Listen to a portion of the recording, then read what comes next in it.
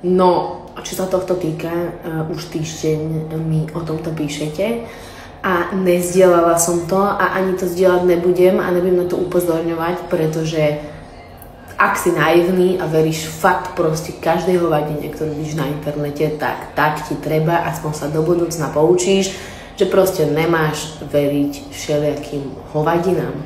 Takže v konečnom dôsledku, keď niekto naozaj verí, že ja vypisujem ľuďom a rozdávam svoj WhatsApp a nabádam ich na všelijaké veci, tak pardon, ale u mňa takíto ľudia by nie, že nemali mať sociálne siete, ale nemali by mať internet. Normálne by mali mať odoprený prístup k internetu, pretože internet v tom momente môže byť pre nich nebezpečný.